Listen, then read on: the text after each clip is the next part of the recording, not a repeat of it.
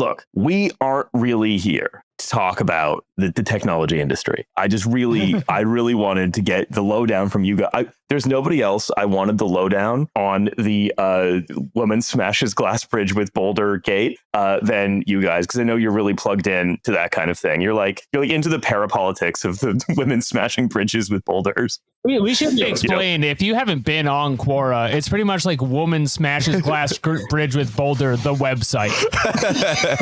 Everything on there is a different made up terrorist event that you have to navigate through. Oh yeah, I love the way people ask questions on Quora. It's very like people will ask the sort of questions like a 4-year-old would ask, like who would win in a fight out of China and America? And then people who claim to have like a PhD will go about answering this question seriously. I'm like, incredible website. It's a major dopamine rush for people who need to have their accreditation validated. So like, but if you've done some kind of like security work, you can log in and be like, I'm actually an operator myself. Ghosts are real.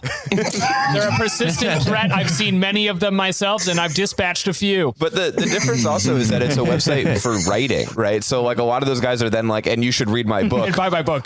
Police officer fights ghosts. There's 400 pages I've written on this already. Yeah, I mean, what I also noticed when I did Quorators, like I don't know, Milo, have you guys done Quorators? I have, a long time ago. Yeah. So when I did Quorators, I also noticed that a lot of the questions seemed to be like people setting up erotic fiction for others to participate in. This is correct. And it does get kind of ruined half the time because it is an open format website. And so you get people logging on and being like, what kind of sick pervert would wash his own stepsister? And then the answer below is like, I would wash her. And it's a whole long story. So it's like kind of like jerking off in a room with civilians who don't intend to be there. So look, let's get to the quoras. You've got quoras. We've got answers. Or maybe we do, maybe we don't. Okay, I did my best to find England-related quoras. I always try to make a loose theme out of it, but it's hard, people, because they really tend to go back to the same few places over and over again. This is our first quora we have found for the Trash Future podcast. I'm putting it in the chat now, and I will read it out loud for the benefit of your listeners. The question is, was King John really the nasty, evil villain as portrayed in Robin Hood? Were he and Richard III the two most evil, depraved, nasty monarchs ever? Or is it all just too one-sided? All right, so was King John the most nasty, evil villain as portrayed in Robin Hood? I mean, Milo Hussein, you've been British longer than I have.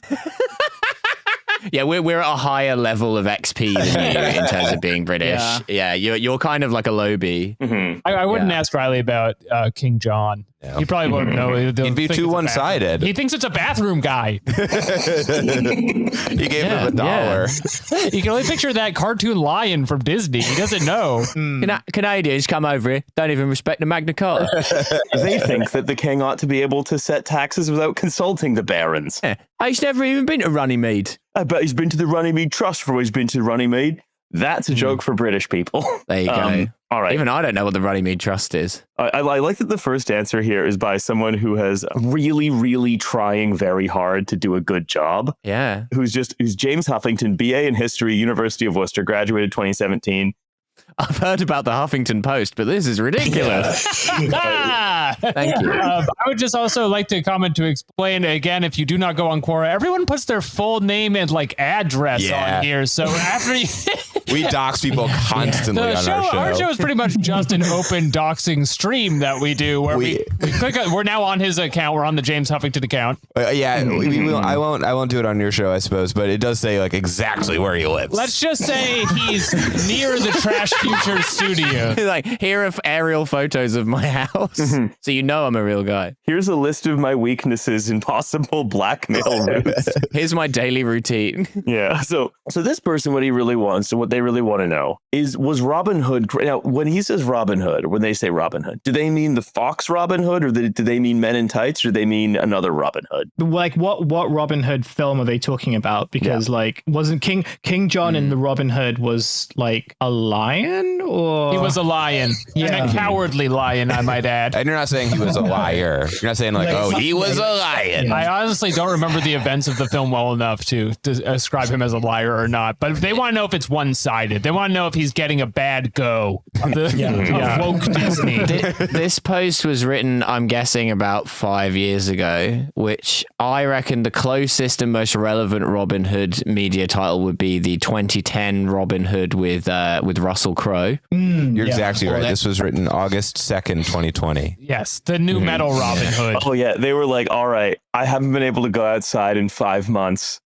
time to get some answers. Yeah, finally. Time to get to the bottom of this King John thing. It's lockdown. They're going through old movies. They're like, let's give this Robin Hood movie a spin. I'm sure King John comes out of it well. What I really like is if you scroll down, one of my favorite answers in this one is from Joanne Larner, a registered osteopath from 1996 to present, who has a degree in French. Thank you, Joanne. Answering a question, do you think there's anything wrong with King Richard III beyond his appearance? And he said there was nothing wrong with his superficial appearance when he was dressed, apart from one shoulder higher than the other. Oh. Yeah, you should have gone to see an osteopath about that. Yeah. Yeah, she could have saved him. Yeah, he had scoliosis, but this would have only been apparent when unclothed and didn't prevent him from leading a normal life and being a badass warrior. In fact, his scoliosis may have even made him more likely to be as virtuous and pious as possible. So this is like someone who... This is like King Richard put like, I don't know, 2 pounds into a trust to like eventually hire a public relations, and the S in relations is like an F firm to repair his image on Quora. Well, because famously, Richard III at the Battle of Bosworth, he fell off of his horse and he said, oh no, my horse, my back really hurts because I fell off my horse, my kingdom for an osteopath. I think that was what he said. Yeah. Oh God, I just need one of those TikTok quack chiropractors to do like the treatment where they like wrap a towel around my neck and yank my head off. Exactly. So, I don't know if you see this. My like YouTube Shorts for You page is full of videos of chiropractors doing a treatment that I think the scientific name of the treatment is the quote ring dinger, which is where they wrap a towel around your neck and yank your head as hard as they can. Whoa. Jesus Christ. The American Medical Association does not approve of the ring dinger.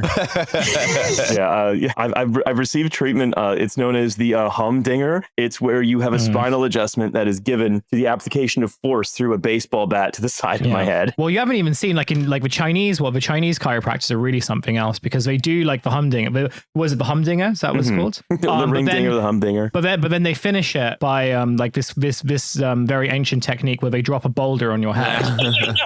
No, that's what those women on the bridges were doing. They were just trying to adjust their own spines. Do not try this. Well, if it works, yeah. When the chiropractor walks in and it's a rotund older woman holding a boulder above their head, you're like, oh no. Oh, I come to the wrong place again. Yeah. So, let's come to a conclusion here. Was Richard III and King John, were they the most evil English kings in history? Look, I'll say you don't see King John or Richard III in the Epstein list. You don't see them. That's a good point. Yeah. They never had sex with children. Yep. They're not on the flight logs, so I don't think we can. I think we have to say they may have been bad, but they weren't there, which automatically means that they're not the worst. I mean, Richard III was found in a car park, which suggests he may have been a nonce, but we can't be 100% sure. Yeah. All right. Do you feel as though you have a satisfactory answer? Can we say that we've answered the question for who asked this one? Who asked this one? It was Huffington, correct? I've closed that his was page. the answer. The guy who asked it was Edward Daly. It's his one question ever. This is his only question. He has 285 answers. This is Jeremy's specialty, is he hunts the questioners. Oh, I do like that was all he needed to know. Yeah. He's happy now. Yeah. The stats on Quora are arguably the best bit. Like James Huffington here has 3,200 answers. He's answered 3,200 Quora questions. What is this man's job? How does he have the time? That's so much work. No, I mean, there are like guys who they sort of have spent so long like as Wikipedia editors, right? I don't think it's like that far removed. It's like I wonder whether you guys have an opinion on this. Whether like have you ever sort of come across like mega Quora answers who are like, yeah, actually we're smarter than the people who work at Wikipedia.